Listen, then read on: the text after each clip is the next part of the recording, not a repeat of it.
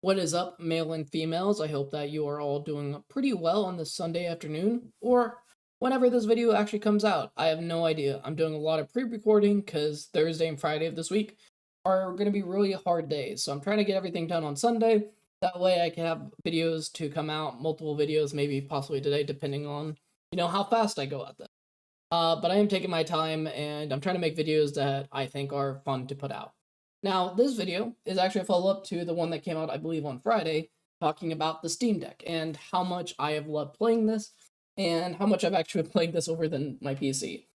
You see, I recently just beat Portal 2 on the Steam Deck, and I started dabbling in games like Sonic Adventure running on the Dolphin emulator. We'll get to that in a moment. But you see, when you're a gamer, it's kind of like a filthy habit.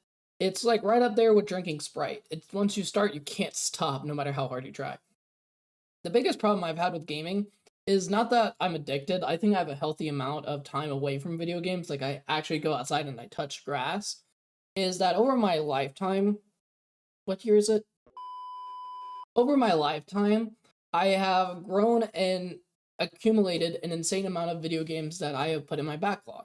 Meaning that these are games that I have never played or I played and never beaten. And this year I decided that out of probably the hundreds of games that is in my back catalog, I'm actually going to try beating 24 of them, and I have a good amount of them selected. And I already beat one, which was Portal 2, and now I'm working on Sonic Adventure. But I got other games, like games from the PS2, PS3, PS4 even, old Xbox, SNES titles, PlayStation titles, and just Steam titles, like a bunch of games that I frankly have not completed, and trying to beat 24 of them, now just 23 left, it's becoming a bit of a daunting process, because a lot of these games come from different consoles, and having to set them all up is time consuming. So it's all about how much time do I actually have in the day. And besides sleeping and working, I only have like really 6 hours left in the day, and a lot of that time I preferably would want to spend with my girlfriend. I stupidly decided, and at the time it made sense, to live an hour away from her. But as the time has gone on, I miss her a lot, and I prioritize my time with her on weekends and making sure that I have plenty of time to talk to her on the phone. I like talking to her more than I like playing video games. But I'm still a gamer at the end of the day, so I still play a lot of video games. Once you hit a certain age of adulthood, your time to play video games actually kind of decreases. And so it feels like my backlog is only tripled in like really the last year, which is kind of insane. But that is until I got my Steam Deck, and I proved to myself that I can still play video games and beat them by beating Portal 2. Now, how I'm doing a lot of my video games, because the majority of them aren't actually on the PC. As far as I know, the majority of them aren't. They're actually tied to consoles.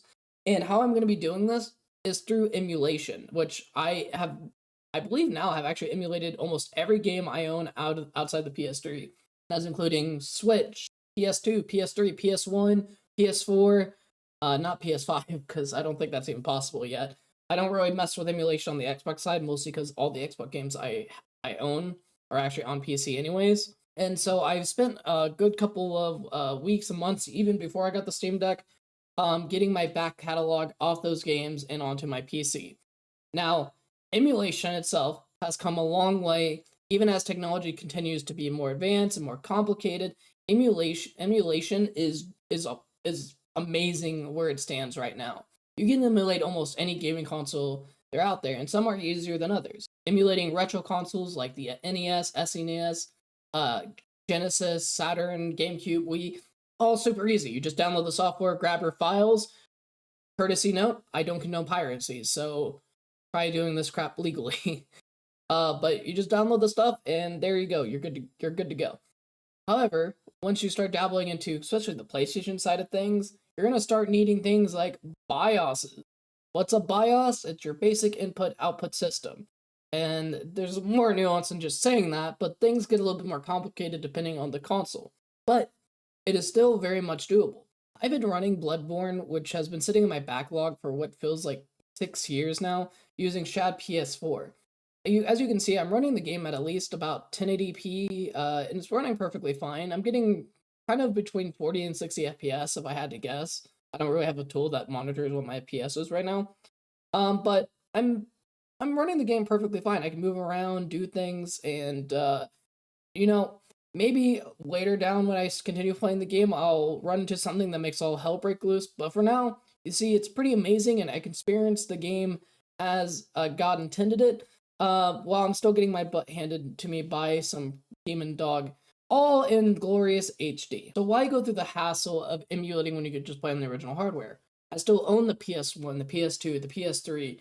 I still own my PS4. I still own my Switch. I still own a majority of my consoles that I had growing up. So why emulate them? Why not just play on the physical hardware? Isn't that easier?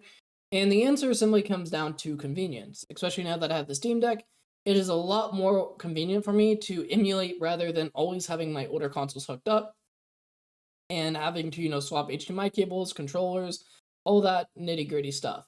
Now, I say convenient. It's not, when I say convenient, it's not like I'm meaning like it's super easy, barely an inconvenience. What I mean is that I have to do a lot of work on my end. You see, I tried doing things on the legal side of things, so I've actually been jailbreaking a lot of my consoles, like my Switch and my PlayStation consoles. That way, I take the games that I actually own physically, dump them, or jailbreak the console, and then I install homebrew software that allows me to basically pull the files off the disk and then dump them onto my nifty USB drives. I have multiple of these things, and then I put the game on my PC, and it's all ready to go. And the legality of the stuff is that I own the hardware, I bought the games, I can legally do this. Like, the law is protecting on my side, granted, as long as you're doing the stuff legally.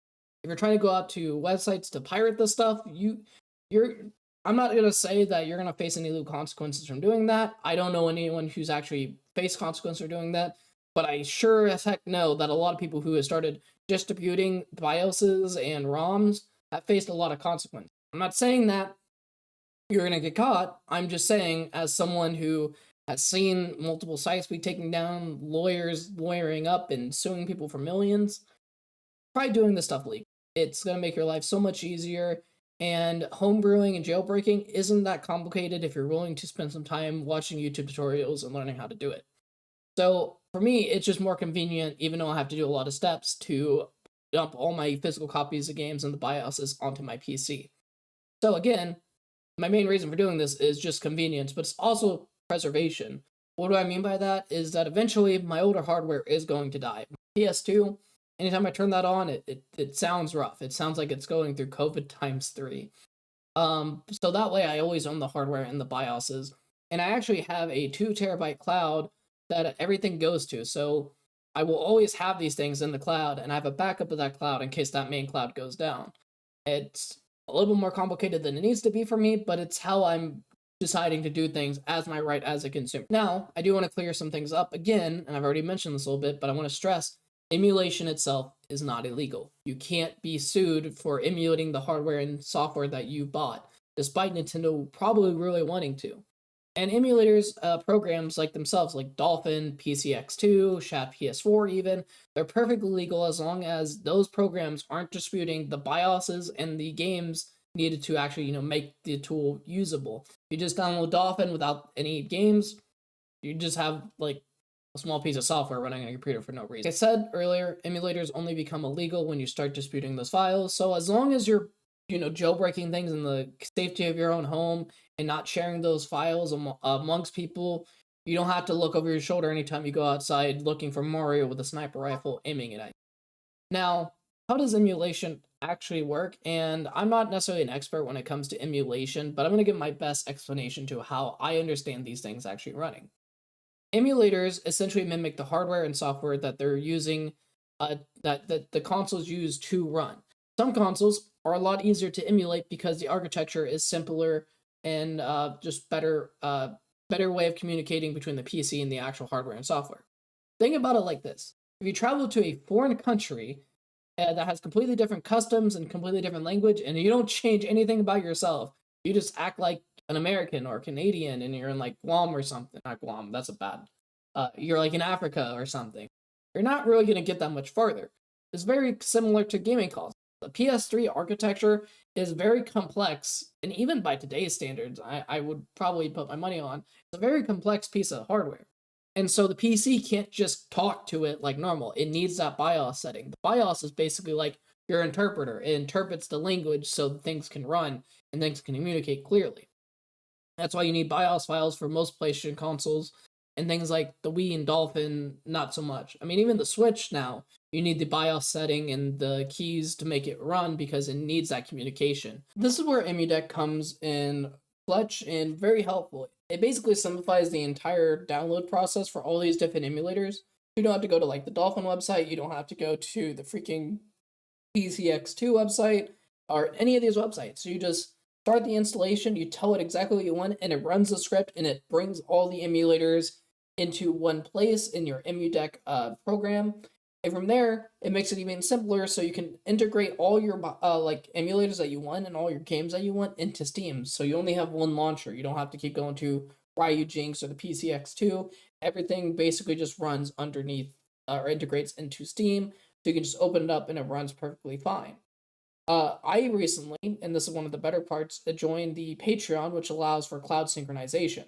What this means is I can start my game on my PC, and if I want to, I can switch to my Steam Deck, go to my living room, and continue exactly where I left off with little to no delay.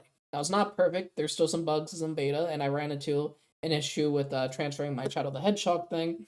But for other games, I haven't had an issue.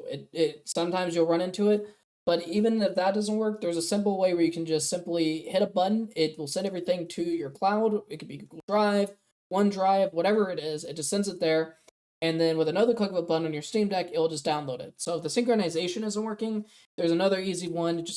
You have to press a couple more buttons. So the main point of this video is that I'm attacking my back catalog of games one way or the other. I'm down to just 23 games left this year that I gotta beat.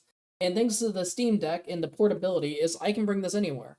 If I have a doctor's appointment, I can bring in my doctor's appointment, get a couple minutes a game. At my work during my lunch break, that's like a 45-minute window to play some games. The Steam Deck is basically able to me to be able to attack my back catalog in a way that I haven't. And thanks to emulation using tools like EmuDeck, I've also had no issues tackling my back catalog. As long as, you're willing to put in the effort, you can also do this too. So I hope you guys learned something a little bit about emulation and how it works and why you should want to use emulation, because on top of everything, it can just make your games run better. You can force it into super ultra wide screen, higher frame rates, the whole 9 yards. Pretty fantastic. But if you like this video, like, comment, subscribe, and let me know what you think.